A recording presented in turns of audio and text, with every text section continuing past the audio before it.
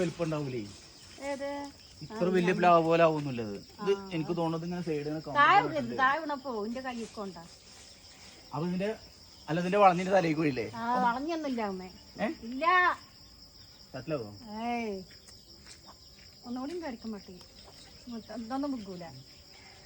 Risk എടുത്ത് കേറുന്ന എന്താണെന്ന് അറിയോ? ഇതിന് ടേസ്റ്റ് കേട്ടോ. കാരണം ഈ ഭാഗത്തൊക്കെ ചക്ക ഉണ്ടായിരുന്നു. ആ ചക്ക കിട്ടിലും ടേസ്റ്റ് ആവും. Vietnam early. ഇത് പിടിക്കും ആരെങ്കിലും ഞാൻ കട്ട് ചെയ്തിട്ടാല്?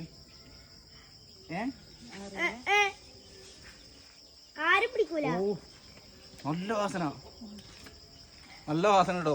കറക്റ്റ് ആയിട്ട് പഴുത്തുക്കും സാധനം. ഈ കോണി ഒരാൾ പിടിക്കോ? കോണി പിടിക്കണ്ട, ചക്ക അന്ന് എങ്ങനെ അറുത്ത്?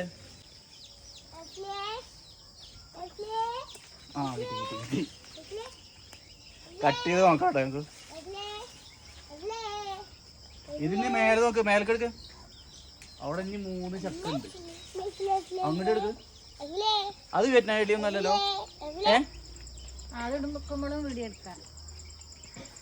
ഈ പ്ലാവ് ശരിക്കും ഇത്ര വലുപ്പം വരാൻ പാടില്ല. അപ്പൊ കട്ട് ചെയ്ത് അല്ലേ? അതാ ഞാൻ പറഞ്ഞത്. ഇത് ബ്രൂൺജി അങ്ങനെ എന്തോ പറയും. അതായത് നമ്മള് എന്താ മാങ്ങയൊക്കെ ചെയ്യണ പോലെ ചക്കി അങ്ങനെ ചെയ്യണം.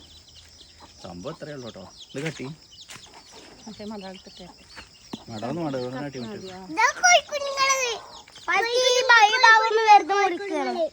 അങ്ങോട്ട് വെച്ചോ.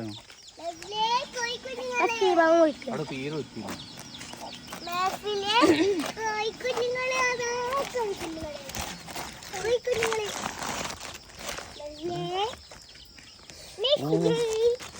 കളർ നോക്ക്.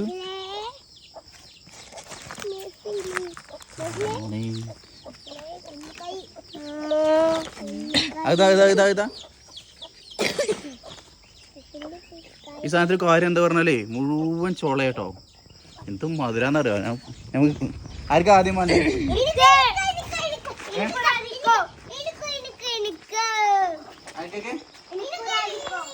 മധുര കറക്റ്റ് പറയാം കേട്ടോ. പറയോ?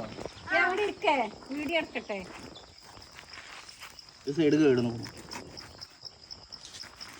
എല്ലാരും ഒത്ത് കിട്ടണ്ടേ? ഇപ്പൊ ഞാൻ എന്റെ ഒച്ച കേട്ടപ്പോ ഓടിയതാ. വിചാരിച്ചു പൈക്കാന്ന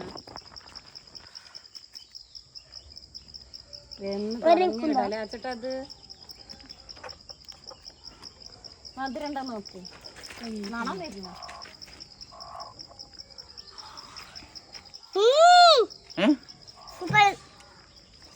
ചവണി എനിക്കിതിൽ ഏറ്റവും ഇഷ്ടം എന്താ അറിയോ? ഈ സാധനല്ലേ ഇത്. ഇതാണ് നല്ല ടേസ്റ്റ്. നല്ല മധുരമുണ്ട്. നല്ല മധുരമുണ്ട്. കളർ നോക്കും നമുക്ക്.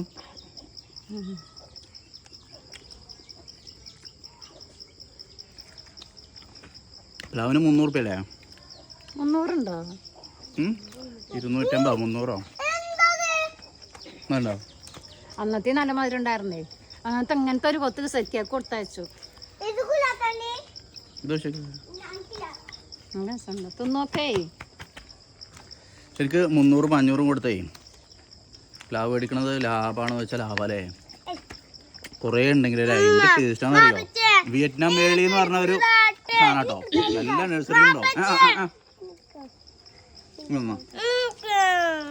വിയറ്റ്നാം ഏർലി എന്തായാലും ഈ മഴക്കാലത്ത് വെച്ചോട്ടോ. കിട്ടോ നോക്കിയോ?